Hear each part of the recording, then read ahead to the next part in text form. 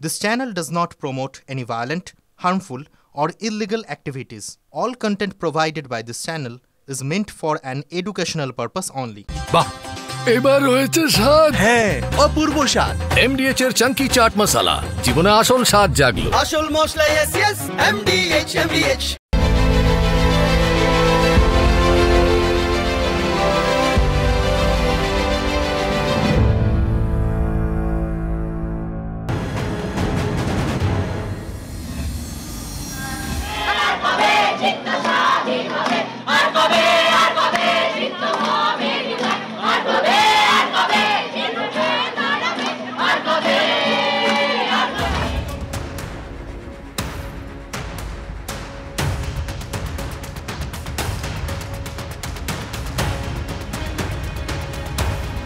যে আমাকে জোর করে ধর্ষণ করছিল তখন এম এবং পি দাঁড়িয়ে সব দেখছিল।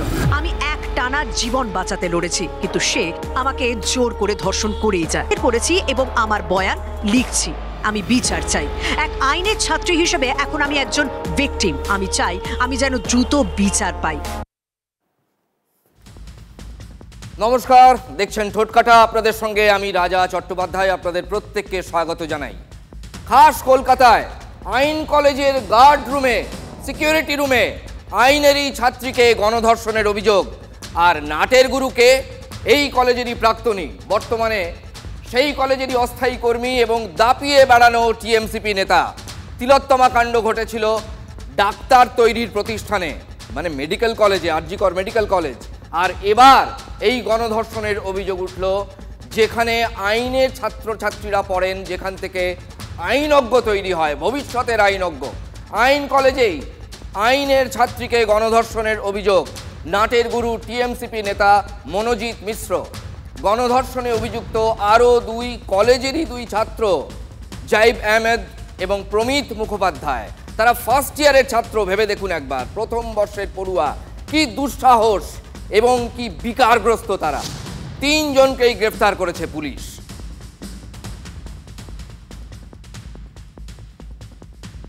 আরজিকরের পর এবার সাউথ ক্যালকাটা ল কলেজ, এটা কসবায়। শিক্ষা প্রতিষ্ঠানে ভয়ঙ্কর ঘটনা, বিভীষিকা। আবার আইন কলেজের মধ্যেই আইনের ছাত্রীকে গণধর্ষণের অভিযোগ। সেই ছাত্রী আবার টিএমসিপিরই ওখানকার যে মহিলা সেল আছে তার ইউনিট সেক্রেটারি। ভেবে দেখুন, যার বিরুদ্ধে অভিযোগ তার গায়ে তৃণমূলের স্ট্যাম্প, যিনি নিগৃহীতা তিনি তো তৃণমূলেরই, টিএমসিপিরই ছাত্রী, এমনটাই আমরা জানতে পারছি। প্রথমে ইউনিয়ন রুমে বন্ধ করে ধর্ষণের চেষ্টার অভিযোগ, পরে কলেজেরই গার্ডের ঘরে নিরাপত্তারক্ষীকে জোর করে বের করে দিয়ে তারপর সেখানে গণধর্ষণ করা হয়, এমনটাই কিন্তু অভিযোগ। বুধবার সন্ধে থেকে ওই 7:50 থেকে 7:30 থেকে রাত পর্যন্ত এই নির্যাতন চলে। গণধর্ষণের সময় শ্যুট করা হয় ভিডিও, তারপর সেই ভিডিও দেখিয়ে চলে ব্ল্যাকমেল করার পর্ব, চাপ দেওয়ার পর্ব, পরিবারকে ফাঁসিয়ে দেওয়ার পর্ব। ওই যে যিনি নিগৃহীতা হয়েছেন তার বয়ফ্রেন্ডকে জড়িয়ে তার বয়ফ্রেন্ডকে ফাঁসিয়ে দেওয়ার পর্ব, এত কিছু চলে। পুরোটাই কিন্তু ব্ল্যাকমেলিং। এবং এই টুকুটুকু বাচ্চা ছেলে, তাদের, আমি বাচ্চাই বলছি, 18, 19, একজন সম্ভবত তার থেকে বেশি বয়স যে নাটের গুরু। কিন্তু এদের এখনো সেইভাবে তো মাথা পাকার কথা নয়। তারা কি কাণ্ডটা করেছে কলেজের গার্ড রুমের ভেতরে, একেবারে ক্রিমিনাল মাইন্ডসেট। আপাতত সেটাই মনে হচ্ছে। এফআইআরের ছত্রে ছত্রে নির্যাতিতার আরতি শুনুন আমাদের প্রতিনিধি শর্মিষ্ঠা চক্রবর্তীর কণ্ঠে। 25শে জুন 2025 পরীক্ষার জন্য ফর্ম ফিল আপ চলছিল। দুপুর 12:05 কলেজে পৌঁছই। অন্যদিনের মতো ইউনিয়ন রুমে গিয়ে বসি। একজনের নাম জে, সে এসে ঢোকে, সবাইকে বসতে বলে, আমরাও বসি। সে কলেজের প্রাক্তন ছাত্র, কলেজের আধিকারিক, আনঅফিসিয়ালি কলেজের টিএমসিপি ইউনিটের মাথা। কলেজে তার বিরাট ক্ষমতা, সবাই তার কথা শুনতো। সে সবাইকে টিএমসিপি ইউনিটের পদ দিত, আমাকেও গার্লস সেক্রেটারির পদ দিয়েছিল। সন্ধ্যে 6:10 নাগাদ আমি এবং কয়েকজন পড়ুয়া বেরোতে যাই, কিন্তু যে আমাদের আটকে দেয়, আরো কিছুক্ষণ থাকতে বলে। আমরা তাই করি। সন্ধ্যে 7:30 নাগাদ আমাদের জেনারেল সেক্রেটারি বেরিয়ে যায়। সেই মুহূর্তে আমিও গুছিয়ে ফেলি, বেরোতে যাই। তখন যে আটকায়। পি এবং এম কে চোখের ইশারায় বাইরে বেরোতে বলে। ওরা বেরিয়ে যায়। জের কথা অনুযায়ী বাইরে থেকে দরজা বন্ধ করে দেয়।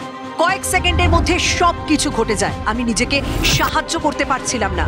যে আমাকে বাথরুমে নিয়ে যায়, যৌন সঙ্গম করার উদ্দেশ্য নিয়ে জোর করার চেষ্টা করে। আমি বাধা দিই, কিছু করতে না দিয়ে পিছনে ঠেলতে থাকি, হাউ হাউ করে কাঁদতে থাকি, বলি আমাকে ছেড়ে দাও, আমি এটা করতে পারবো না, আমার বয়ফ্রেন্ড আছে, আমি ওকে ভালোবাসি। কিন্তু সে রাজি হয়নি, আমাকে জোর করতে থাকে। আমার প্যানিক অ্যাটাক হয়, শ্বাসকষ্ট হতে থাকে।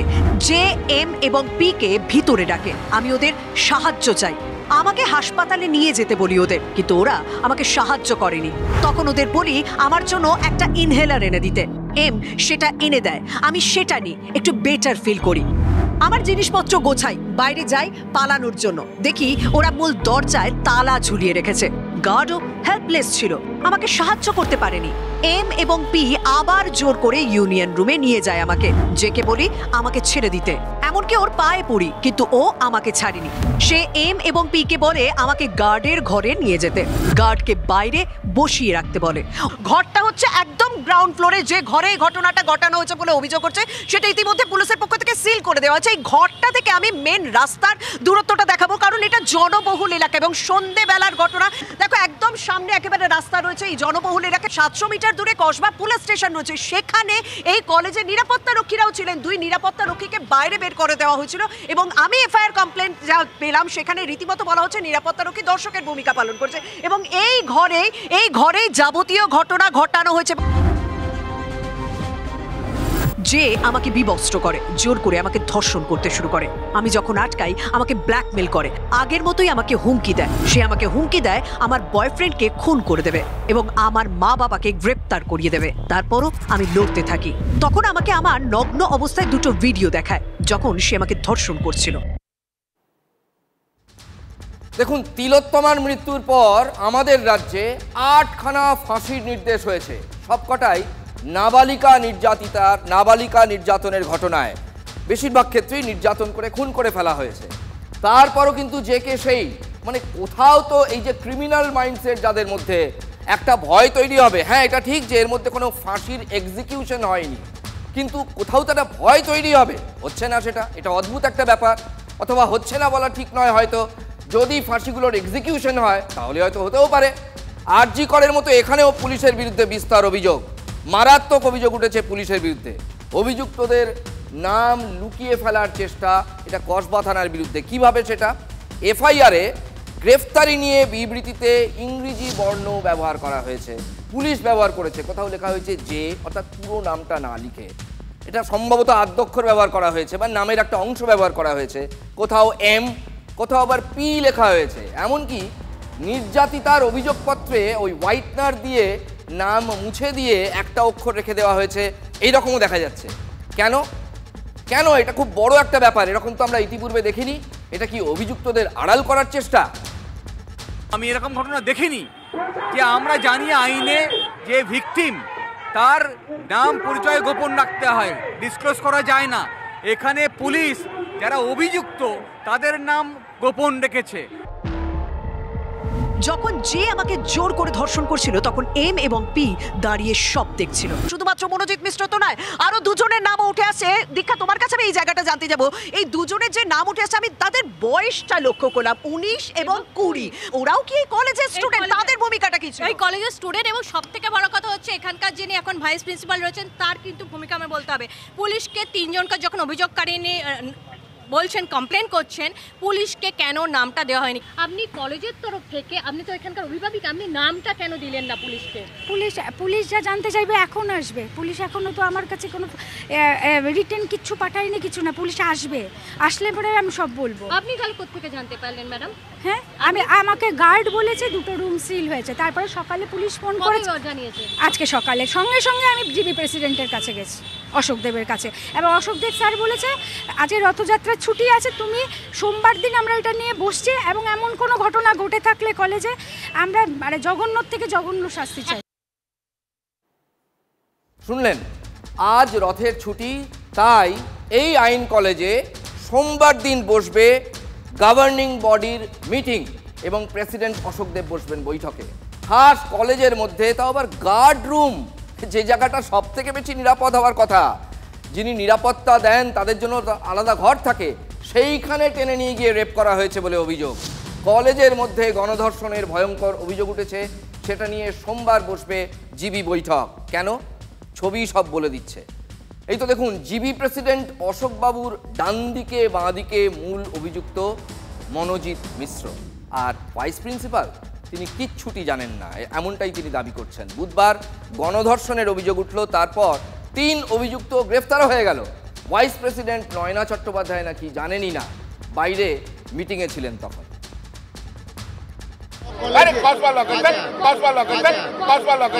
মনোজিৎ মিশ্রকে নিয়ে আমরা সকাল থেকে কথা বলছি যে এই কলেজের প্রাক্তন পড়ুয়া, এই কলেজের স্টাফ এবং রাজ্যের শাসক দলের সঙ্গে তার একটা বেশ যোগাযোগ রয়েছে, এবং কতটা যোগাযোগ রয়েছে যেটা এখানে লেখা দেখা যাচ্ছে। টিএমসিপির নামে যে লেখা রয়েছে সাদা কাগলি দিয়ে, সেখানে লেখা আছে মনোজিৎ দাদা ইজ ইন আওয়ার হার্টস। মানে বোঝা যাচ্ছে কতটা দাপট তার এই কলেজে ছিল।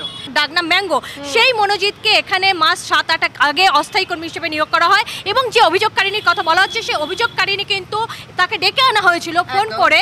প্রাক্তন স্টুডেন্ট ছিল, তার বিরুদ্ধে আগেও একাধিক অভিযোগ ছিল এবং তার সে একাধিকবার আগে সাসপেন্ড হয়েছে, কিন্তু সেই জায়গায় দাঁড়িয়ে তাকে অস্থায়ী কর্মী করলেন কেন আপনারা? এটা সমস্ত জিবির ডাইরেকশন আছে, জিবির মানে জিবি যেইভাবে ডাইরেকশন দেয়। আমাদের একটা অ্যাডিশনাল সেকশন হয়েছিল, সেই সময় শুধুমাত্র মনোজিৎ মিশ্র নয়, আরও 2জন স্টাফকে পিওরলি টেম্পোরারি হিসেবে নেওয়া হয়েছিল। পশ্চিমবঙ্গের কোনো কলেজেই কিন্তু ছাত্র সংসদ নির্বাচিত হয়নি, ফলে এখানে ইউনিটগুলো চালানো হয়, ওপর থেকে নির্দেশ দিয়ে দেওয়া হয় কে কোন ইউনিটের দায়িত্ব নেবে। এই মনোজিৎকে দায়িত্ব দিয়েছিলেন তৃণমূল, যে প্রাক্তন তৃণমূল ছাত্র পরিষদ করত, তার সেই দিনের ছবি দেখিয়ে আজকে কেন তৃণমূল কংগ্রেস বা তৃণমূল ছাত্র পরিষদকে কালিমা লিপ্ত করার চেষ্টা হচ্ছে? কি কারণ? আমার সঙ্গে ছবি আছে, সে নাকি ফেসবুকে শেয়ার করেছে। আরে ভাই, তৃণমূল কংগ্রেস দল আজকে একটা বটবৃক্ষ। আমাকে জোর করে ধর্ষণ করছিল, তখন এম এবং পি দাঁড়িয়ে সব দেখছিল। আমি এক টানা জীবন বাঁচাতে লড়েছি, কিন্তু সে আমাকে জোর করে ধর্ষণ করেই যায়। জীবন বাঁচাতে লড়ছিলাম, সে আমাকে হকি স্টিক দিয়েও মারার চেষ্টা করে। আমি মৃতদেহের মতো পড়ে থাকি। জোর করে যৌন সঙ্গম শেষ করে সে চলে যায়। রাত 10:50 আমি ঘর থেকে বেরোই, সে আমাকে কিছু বলতে নিষেধ করে দেয়। স্টেটমেন্টও রেকর্ড করা হয়েছে। এই 3টি ছেলে যারা ছিলেন তাদেরকে আইডেন্টিফাই তো করেইছে, তুলে নিয়েও আসা হয়েছে, তাদের মোবাইলও সিজ করা হয়েছে, অর্থাৎ সঙ্গে সঙ্গে অ্যাকশন হয়েছে। মেয়ের প্রতি এবং তার পরিবারের সঙ্গে আমরা একেবারেই তার সঙ্গে রয়েছি, এবং সত্যি সমবেদনা জানানোর ভাষা থাকে না। 9 আগস্ট যে ঘটনা ঘটেছিল, পুলিশের কাছে চার্জিং মামলাটা ছিল, পুলিশ তো কোনোই কাজ করেনি, ব্যাপারটা ধামাচাপা দেওয়াতে আরো প্রশ্রয় দেওয়া হয়েছে অপরাধীদের, সেই জন্য এই সমস্ত ঘটনা আরো ঘটছে। আইনের সাথে সে আইন মানে শিখতে গেছে, তার সঙ্গেই এরকম হয়েছে। মনস্থির করেছি এবং আমার বয়ান লিখছি। আমি বিচার চাই। এক আইনের ছাত্রী হিসেবে এখন আমি একজন ভিকটিম। আমি চাই আমি যেন দ্রুত বিচার পাই।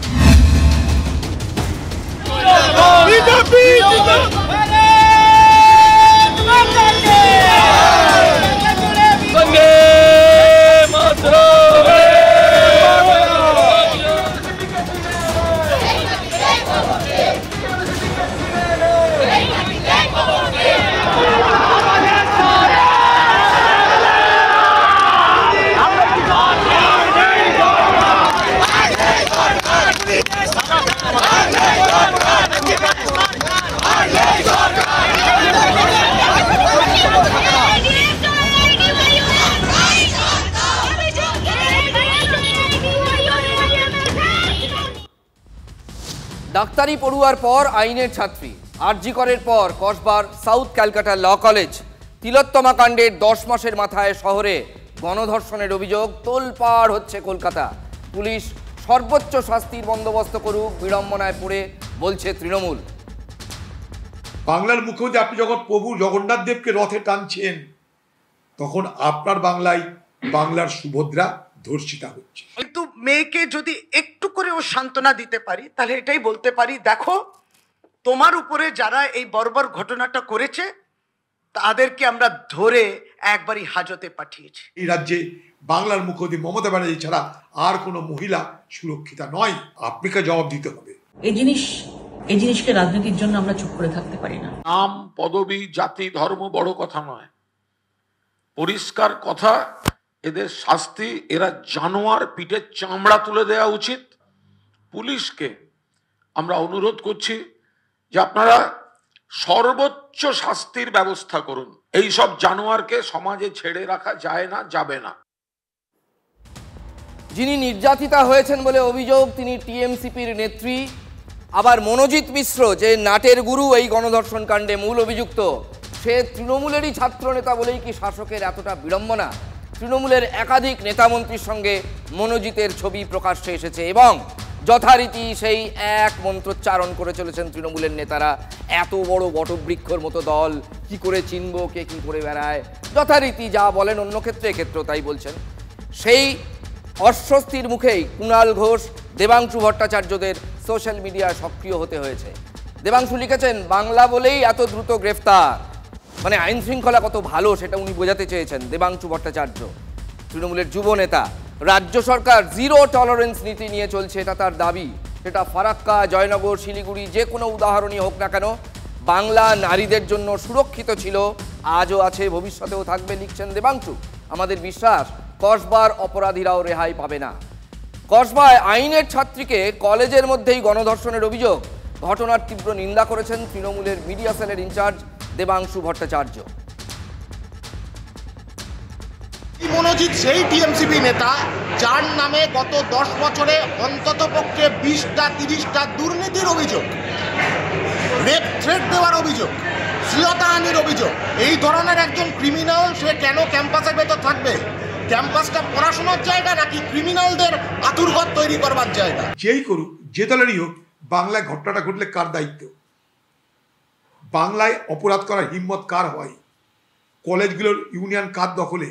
ইউনিয়ন ঘরে ঢোকানোর ক্ষমতা কার আছে? ইউনিয়ন ঘরে ঢোকানোর মতন ক্ষমতা আর কার থাকতে পারে শাসক দলের লোক ছাড়া? বলুন। তৃণমূল নিজের সুবিধার জন্য, ক্যাম্পাস দখল রাখবার জন্য এই ধরনের মনোজিতের মতন এই ধরনের ক্রিমিনালদের তাদেরকে পুষেছে ক্যাম্পাসের ভেতরে। ক্ষমা চেয়ে নিস্তার পাওয়ার কোনো জায়গা নেই এই ঘটনায়, শুধুমাত্র প্রতিবাদ করারও শুধুমাত্র কোনো জায়গা নেই। আমি বিশ্বাস করি এই ঘটনার ক্ষেত্রে একটা জিনিসই ঠিক, এদের স্ট্রিক্ট থেকে স্ট্রিক্ট শাস্তি চাই। এবার শুনুন দেবাশিস কুমার, ফিরহাদ হাকিম, তারা কি বলেছেন। কোনো সম্পর্ক নেই, তৃণমূল কংগ্রেসের কোনো সম্পর্ক নেই। ছাত্র সংগঠনের সঙ্গে যুক্ত ছিল, এখন আর যুক্ত নয়। আমি কখনোই চিন্তা ভাবনা থাকি এবং দেখুন এরকমই ছবি আমার সঙ্গে, আমি ছবিটা দেখেছি, ওই একা না অনেক লোকের সঙ্গে ছিল, তো হাঁটতেই পারে, তো আমার কিছু করার নেই। আদর্শে যারা তৃণমূল কংগ্রেস করে তারা কোনোদিন অন্যায় করতে পারে না, যারা আদর্শে তৃণমূল কংগ্রেস করে তারা অন্যায় করে না। সোশ্যাল মিডিয়ায় অমিত মালব্য পোস্ট করেছেন, মমতা বন্দ্যোপাধ্যায়ের শাসনে বাংলা মহিলাদের কাছে দুঃস্বপ্নে পরিণত হয়েছে। ধর্ষণ বাংলায় নিয়মিত ঘটনা, দোষীদের শাস্তি না হওয়া পর্যন্ত বিজেপি চুপ করে বসে থাকবে না।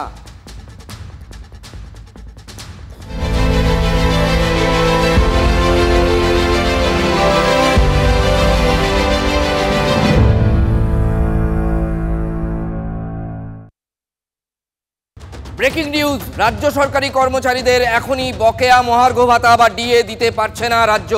আরও 6 মাস সময় দেওয়া হোক, সুপ্রিম কোর্টে আবেদন রাজ্য সরকারের। শীর্ষ আদালতের দেওয়া 6 সপ্তাহের সময়সীমা শেষ হচ্ছে আজই।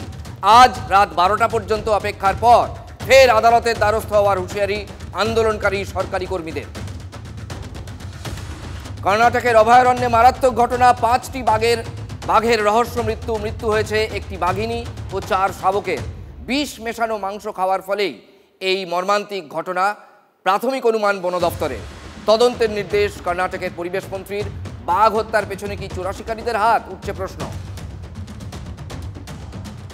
মেঘ ভাঙা বৃষ্টিতে বিপর্যস্ত হিমাচল প্রদেশ, চাম্বা, কাংড়া, মান্ডি, সিমলায় হড়পাবানের সতর্কতা। বিপদ সীমার উপর দিয়ে বইছে নদীগুলি। একাধিক জায়গায় ধস, আটকে থাকা পর্যটকদের উদ্ধারের চেষ্টা করছে বিপর্যয় মোকাবেলা বাহিনী। MDH চানা মশলা, এখন ছোলা হোক বা বরবটি দানা, সাদা চানা হোক বা কালো, সব রান্নাই হবে অসাধারণ। MDH